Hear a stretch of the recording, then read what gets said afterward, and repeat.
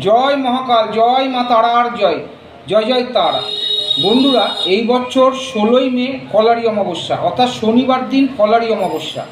তা অমাবস্যা শুরু হবে, চতুর্দশী সারবে 4:59 এবং অমাবস্যাও শুরু হবে 4:59 ভোর। সারাদিন 16ই মে শনিবার অমাবস্যা থাকবে, অমাবস্যা শেষ হবে শনিবার 16ই মে রাত্রি 1:59 14 তা অমাবস্যা ফলারি অমাবস্যা তিথি মাতৃচরণে কিন্তু কর্মফল নিবেদনের তিথি। তা এই ফলারি অমাবস্যার দিন এক বালতি জলে খানিকটা কালো তিল এবং খাবার লবণ বা সিন্দুক লবণ দিয়ে স্নান করবেন। তাতে নিজের যে নেগেটিভিটি অবশ্যই দূর হবে।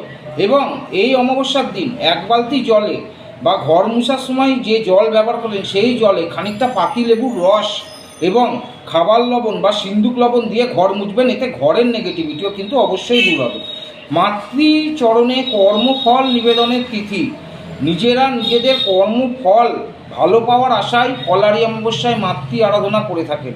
তা ফলারি অমাবস্যার দিন যে কোনো মৌসুমি ফল মাকে নিবেদন অবশ্যই করবেন।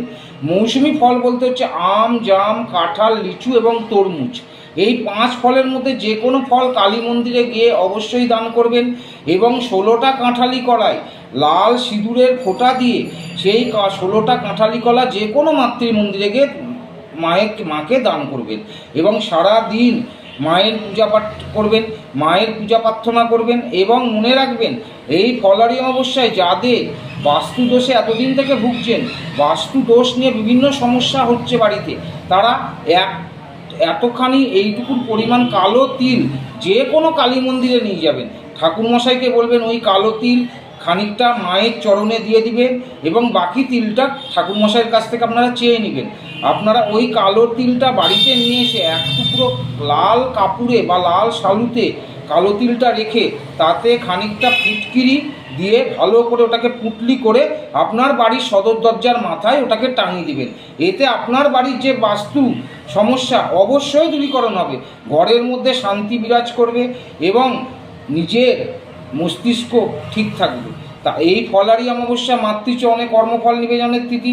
ভালো ফল লাভের আশায় আমরা মায়ের আরাধনা করে থাকি, কিন্তু সৎ ইচ্ছা নিয়ে, সৎ চিন্তাভাবনা নিয়ে বিনা ফলের আশায় পুজো করুন, অবশ্যই কর্মফল পাবেন। আমিও শ্রী সন্দীপ শাস্ত্রী আপনাদের কথা দিচ্ছি, এই ফলারি অমাবস্যা এবং শনি অমাবস্যা একই দিনে পড়েছে এবং এটা শনি অমাবস্যা বলেও পরিচিত হবে। তা সকলে ভালো থাকুন, ভালো করে মায়ের পূজা পাঠ করুন এবং মা নিজে সকলের মনস্কামনা পূরণ করবে। কেন করবেন না, সকলের করছেন। জয় মহাকাল, জয় মা তারা।